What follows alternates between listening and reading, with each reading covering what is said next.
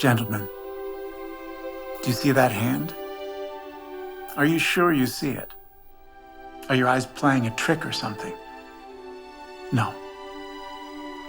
Well, as sure as you see my hand, so sure that I see the angel and the plates.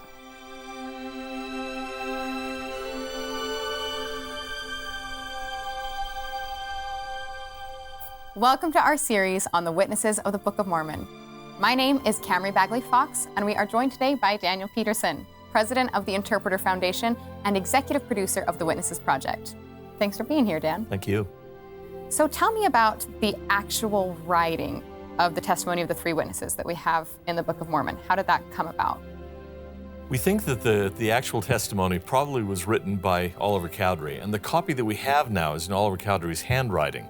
If there are original signatures by the three witnesses, for example, and there are sources that say that they each signed it, what we have now is Oliver Cowdery's copy of those signatures. Now, when I say that Oliver Cowdery was probably the author of the two witnesses' statements, I'm reflecting what up until now has been the historical consensus. But that may not be true. Royal Skousen, who always ought to be taken seriously on such things, has argued that Joseph Smith is the likely author of the three witnesses' statement under, he believes, the spirit of revelation. It's saturated with language from the Book of Mormon. And that Joseph may also be the author of the eight witnesses' statement, though he says not as a revelation. It's a 19th century document. Okay, so they didn't even write it. Does that negate the validity of the signatures and the statement that is in that? Well, I don't think it does at all. First of all, obviously, then that's the testimony of Oliver Cowdery.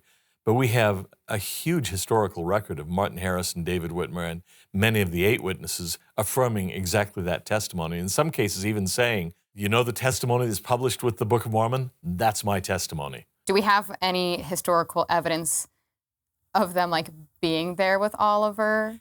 We know they were there for the experience. Right. And they saw and approved the document that he drafted. But Oliver was the most literate of them. He was the best educated, the one with a flair for writing. And so I have no reason to doubt that that's the reason that Joseph asked him to do it and the others were happy to let him do that. But some critics have said, well, then this points to a conspiracy of Joseph and Oliver. Oliver wrote the testimony. He signed their signatures to it. How do we even know that David and Martin agreed with it or that the eight witnesses agreed with the testimony that is attributed to them?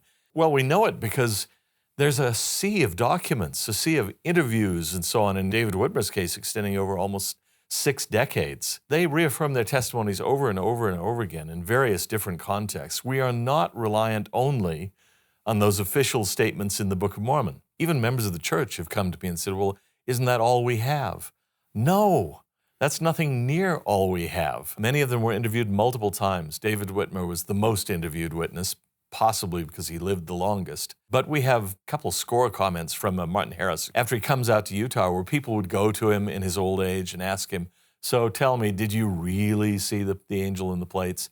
And he would reaffirm his testimony. In fact, he has a kind of peculiar way of doing it that you can tell it's Martin Harris. He'll say, do you see that tree over there? As clearly as you see that tree, I saw the angel in the plates. He always uses that kind of comparison. But in the case of the three witnesses and several of the eight witnesses, they reaffirmed their testimonies multiple times. Even if we were to lose the official statement in the Book of Mormon, we'd still have lots of testimonial material from the witnesses. That's great.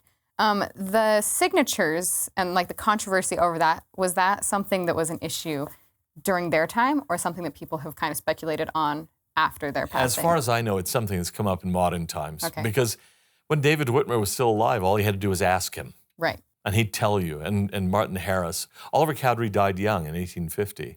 But even so, we have accounts of his bearing his testimony again after his departure from the church and upon his return to the church. So we're just not short of statements from them. There was a book called David Whitmer Interviews. I think there's something like 80 or something like that interviews in that book from a lengthy period over multiple decades. And even there have been some interviews or some accounts of his testimony found since that book appeared. Wow. So there's probably more out there we just don't know about.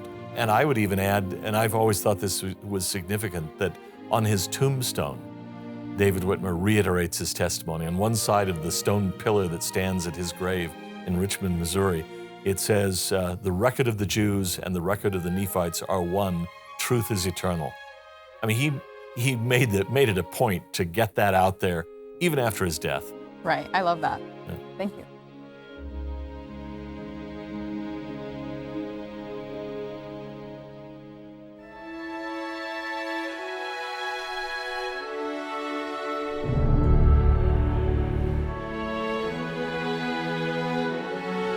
Joseph was dead, the young church balanced on a razor's edge.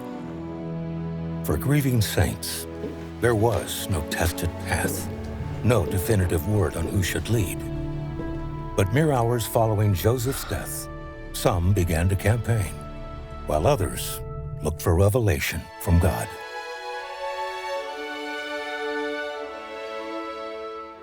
Be a part of the next chapter. Visit 6daysinAugust.com.